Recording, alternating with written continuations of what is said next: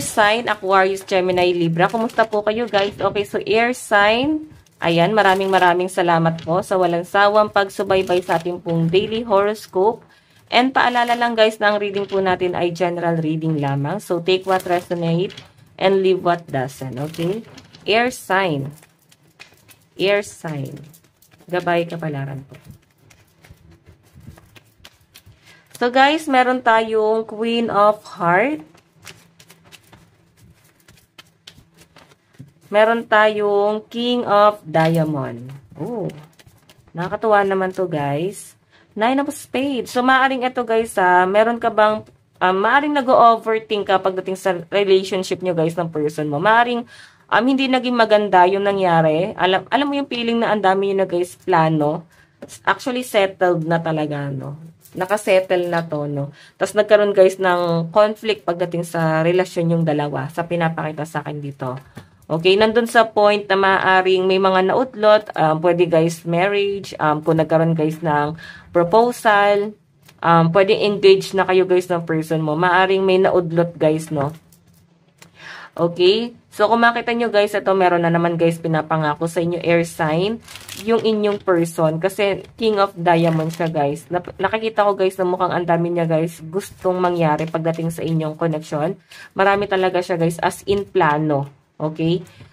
Nine of Spades, ang problema lang guys, parang nagkaroon ng problema sa connection yung dalawa. Struggle, matinding struggle to, no? Na maaaring kinakaharap yung dalawa. Okay, so yan air sign, maaaring pagdating to guys sa inyong love life, sa malinaw na pinapakita sa akin dito. Or maaaring stress ka sa isang tao. Okay, tignan natin ha. Air sign, air sign, Aquarius, Gemini, Libra. Meron tayo guys, priority, Two of Gems. Meron po tayong emotional maturity. Meron tayong rejuvenation, the Star. Okay, victory, rebirth.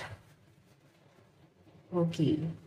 So, air sign. Sa pinapakita sa akin, napipressure ka pagdating sa priority mo sa buhay. Napipressure ka makuha yung mga bagay na gusto mo, no? Mga bagay na ina-ambition mo sa buhay mo. Pero alam nyo guys, nakikita ko na parang kailangan nyo lang talaga guys ng ma-relax, no? Para mas makapag-isip ka ng maganda, lalo na pagdating sa plano mo sa future mo, rejuvenation, no? Parang kailangan nyo guys mag-unwind. So, nandyan guys yung victory. Okay? So, once na makapag-isip ka, magkaroon ka na ng mga plano sa buhay mo, I think makukuha or mas madali nyo guys makukuha yung victory sa buhay mo.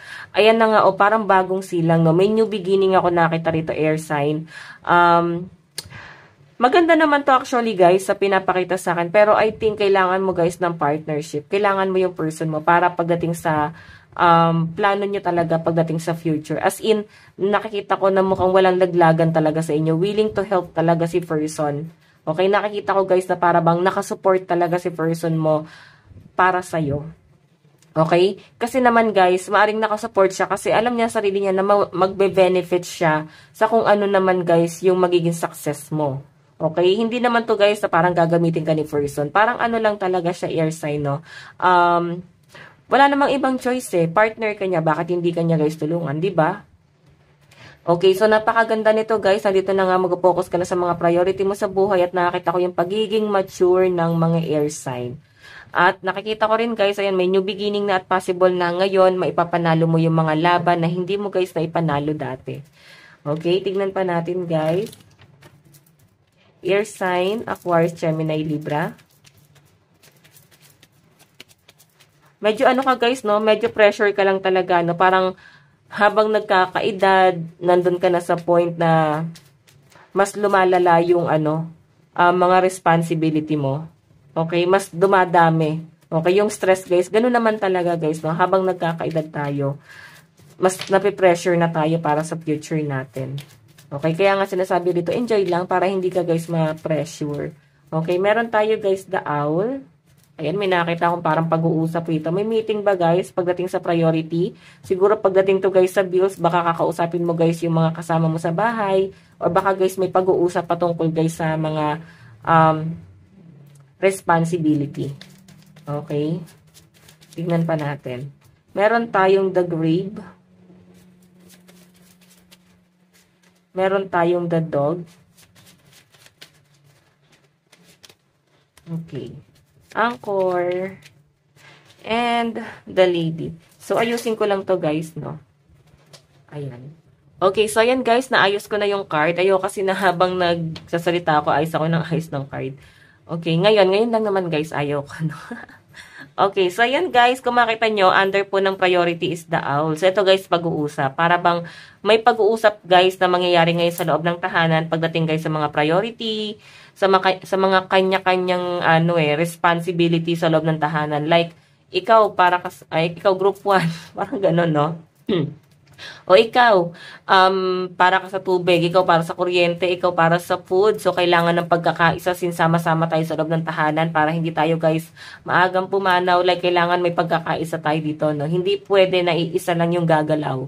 Okay, sa halip guys na nakakausad yung isa, na nakakaluwag-luwag, ang nangyayari, binibit-bit guys yung ibang responsibilidad, no? Na maaari ikaw na guys yung nag-build ng foundation talaga para mabuhay yung buong pamilya. Pero ngayon guys, siguro na naglalakihan na, parang, okay, kayo naman, magbigay tayo ng kanya-kanyang, responsibilidad dito sa loob ng tahanan, since sama-sama naman tayo dito. Kailangan ng pagkakaisa. Ganun yung pinapakita sa akin. So, meron tayo guys, emotional maturity, the grave, 9 of diamond.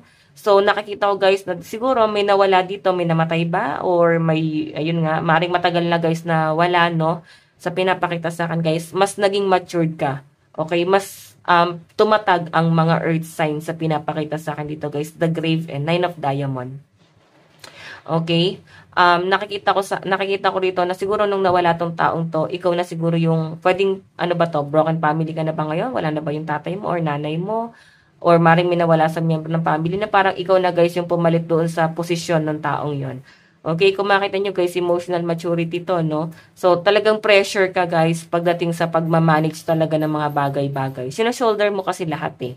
Okay, meron tayo guys, rejuvenation, the dog. Ayan, actually, hindi pa guys makapag-isip talaga ng maayos ang mga ear sign ngayon. Parang kailangan nyo guys muna talaga ng motivation or at least meron kang pangahawakan na like magiging bright yung future mo doon, or after nitong struggle na to, may nag-aantay sa inyo guys na magandang outcome, no, sa mga sacrifice na ginagawa mo ngayon. So meron tayo guys, victory and anchor. Ito na guys, no, ito kasi guys, anchor na to, stability yan. So maaring mapagtagumpayan mo guys yung stability na to. Okay, nandito na yung victory. And revert, new beginning. Nakikita ko yung pag-overthink mo dito guys. Okay, new beginning to guys na paparating sa inyo. Okay? So, lucky number mo is 12, 8, 18, 35, 29. Okay, so guys, meron tayong protect your asset. Don't be careless with that you've worked hard for. Okay? So, yan yung sinasabi dito, no? Protect your asset. So, protektahan mo kung ano yung source of income mo. So, pag sinasabi kasi guys, asset, parang ito yung like, kumikita kahit wala naman guys, wala kayong ginagawa. Parang paupahan, parang ganun, or mga commercial. Okay, yun yung pinapakita sa akin guys, no? So, parang iba yung liabilities. Di ako sure, no? Pero yun yung pagkakaalam ko, guys. Parang business din siya, guys. Mga tao mo yung gagalaw or magpapayaman sa inyo habang ikaw, guys, is sitting pretty, no? So, maaring may success na mangyayari, guys, no? Okay, so guys, ito lang po ang inyong reading bukas po ulit. God bless and love you all. Bye-bye.